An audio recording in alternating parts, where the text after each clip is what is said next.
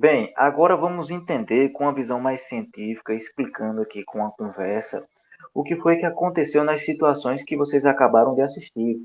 Na primeira situação, a gente tinha um copo de água doce, certo?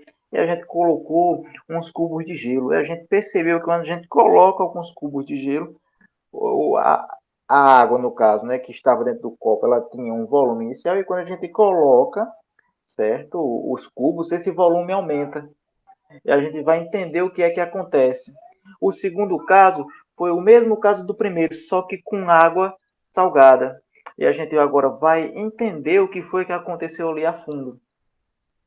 Trouxe esse pequeno exemplo, que aqui a gente vai poder debater e a gente vai entender através desse exemplo o que foi que aconteceu nos vídeos anteriores. Então vamos lá, vamos entender a fundo e detalhadamente, passo a passo, o que foi que aconteceu. Nós tínhamos inicialmente, certo, na figura esquerda, um copo com água. E a gente percebe também, até mesmo no nosso dia a dia, quando a gente coloca alguns cubos de gelo, aquele volume que estava no copo aumenta. Por que que isso acontece? É uma pergunta que a gente poderia se fazer. E o que acontece aqui? Quando colocamos o bloco de gelo na água, parte do gelo, nesse nosso exemplo aqui, fica submerso, onde eu coloquei esse exemplo aqui através de um desenho. Sei que não está o melhor desenho do mundo, mas eu acho que dá para representar. E a gente colocou o cubo de gelo e ele simplesmente subiu essa altura aqui, onde eu vou marcar aqui. Eu vou logo apagar para não ficar poluído. Coloquei aqui só para referenciar vocês. E ele subiu esse volume. Tinha um volume inicial aqui, que está marcado aqui por esse segmento de reta pontilhado, verde. E quando a gente colocou o gelo, ele parou, o volume parou justamente nesse segmento de reta aqui, pontilhado vermelho. Ou seja, parte do gelo ficou imerso e isto provocou a elevação do nível da água. E este volume, certo, que sobe, justamente essa altura aqui, certo? Essa altura aqui corresponde justamente ao volume do gelo que ficou imerso dentro da água. Vamos lá. Vamos entender aqui o que foi que eu disse, o que foi que aconteceu. Eu tenho esse cubo de gelo, ele subiu essa altura, e essa parte aqui, desse gelo aqui, certo? Quando a água subiu, essa parte aqui ficou imerso. E o que é que eu estou querendo dizer? Que quando esse volume subiu, certo? Esse volume que sobe, ele corresponde justamente ao volume do gelo aqui que ficou submerso. Ah, Paulo, então quer dizer que esse volume que subiu aqui é equivalente a esse volume do gelo que está imerso, dessa parte que está imerso? Exatamente. E neste exemplo, podemos identificar duas forças que estão atuando. A primeira é a força peso, onde eu coloquei aí só para identificar mesmo P do gelo, certo? E a segunda força que está fazendo o gelo flutuar é chamada de empuxo. O empuxo é aquela força que a água empurra o gelo para cima, e a força peso é aquela força onde a terra atrai o gelo para baixo, no caso, nesse caso aí, certo? E dessas duas forças aí, a gente sabe que esse bloco de gelo ele está em equilíbrio.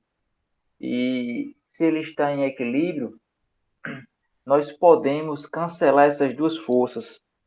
Essas duas forças elas possuem a mesma intensidade e sentidos opostos. Logo, podemos cancelar. Com isso, podemos deduzir o seguinte, né? Podemos concluir o seguinte, que o empuxo ele é igual à força-peso do gelo. E de acordo com o teorema de Arquimedes, nos diz que o empuxo ele é igual à força-peso do líquido deslocado. Quem é o líquido deslocado? Simplesmente este aqui. E para darmos continuidade, eu vou fazer aqui um experimentozinho hipotético. Digamos que essa parte do gelo que está imerso na água, eu pudesse retirar e dentro ficasse simplesmente um buraco. Por isso que eu pintei de preto.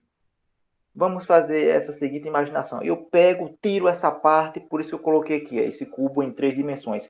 Só essa parte que está aqui, beleza?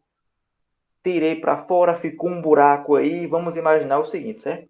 Se o buraco pudesse ser preenchido com água, ou seja, aqui não tem nada dentro desse buraco, eu vou preencher de água aqui dentro, certo?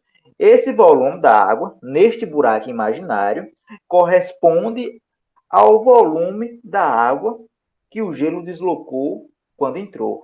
Ah, Paula, então quer dizer aquele que você disse anteriormente, a gente imagina que é um buraco, não tem água nenhuma, exato, mas a gente agora vai preencher e o volume dessa água que a gente utiliza para encher aqui corresponde ao volume, né, da água que subiu quando o gelo entrou, exatamente, corresponde a esse volume aqui, ó, que eu estou pintando aqui de azul. Exatamente. E com isso a gente pode concluir o seguinte, com todas essas informações, que o líquido que preenche este buraco, ele corresponde ao volume do líquido deslocado, e o peso da água que preenche esse volume, ele é igual ao empuxo, aquela força que a água aplica, né, que faz o gelo ir para cima. E podemos concluir também que a massa, vou colocar aqui M, a massa do gelo, ela é igual à massa, certo? A massa do líquido deslocado.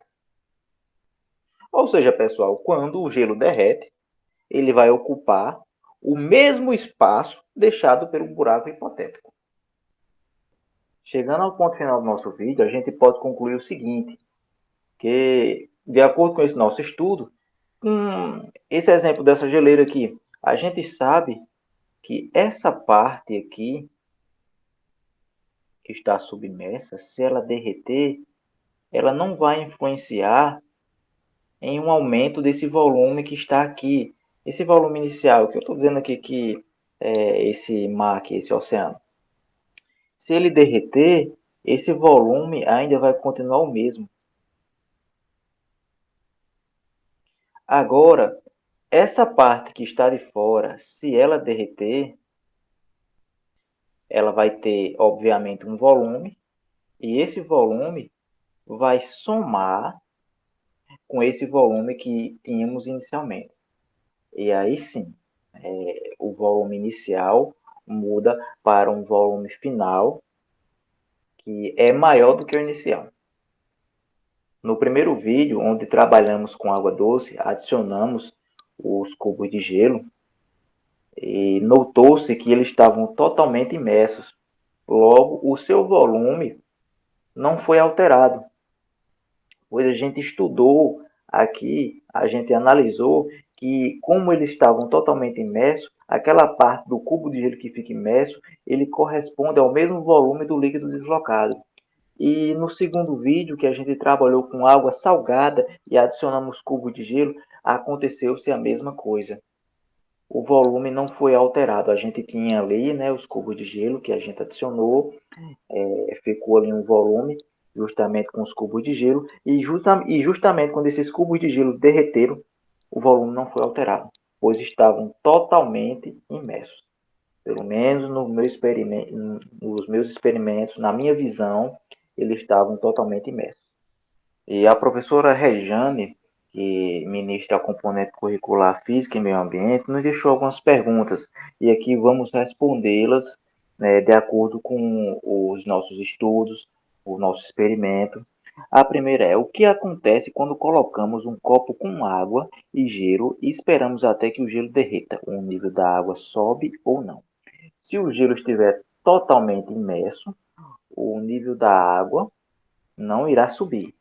Se estiver alguma parte, um exemplo, a metade do gelo esteja imerso, aquela metade do gelo, quando derreter, não vai modificar o seu volume, mas aquela metade que está do lado de fora, quando derreter, sim, vai somar o volume que tinha justamente com o volume daquele gelo que estava do lado de fora. A segunda pergunta nos diz: as calotas e geleiras polares descongelando aumentam o nível dos oceanos, a gente tira por base essa questão anterior aí. A maioria das geleiras e calotas, a maior parte delas, 90%, já estão submersas.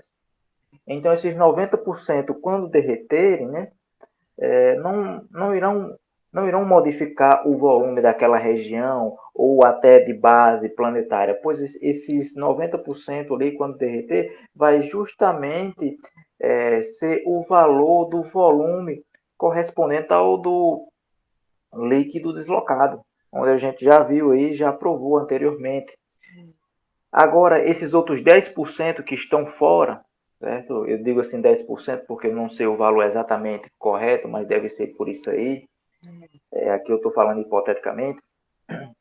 Esses 10%, quando derreterem, sim, aumenta sim, o nível do oceano, do mar, aquela região, né, que ele está, mas não de uma maneira como a gente vê nos filmes, onde as calotas, quando derretem, inundam milhares de cidades, que a humanidade vai ser extinta. Não, não é nada nesse tipo, não. Pode aumentar? Pode, mas não é este ponto.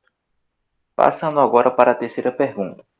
Há diferenças significativas entre essas calotas polares estarem na água doce ou salgada? Não, elas obedecem àquele mesmo conceito. Desde que a gente trabalhou no início do primeiro vídeo, do segundo, nas questões de exemplos que a gente passou por aqui, não importa se é em água doce ou se é água salgada, o volume, quando for derretido, ela obedece justamente aquelas regrinhas que a gente vem ditando desde o começo do vídeo. Tá? Então, aqui eu encerro meu vídeo. Me chamo Paulo Araújo Filho, estudante do curso de licenciatura plena em Física, o EPB Campus 7, da componente curricular Física e Meio Ambiente, com a professora Regiane. Desde já, bom dia, boa tarde ou boa noite, dependendo da hora que esteja visualizando este vídeo. Muito obrigado.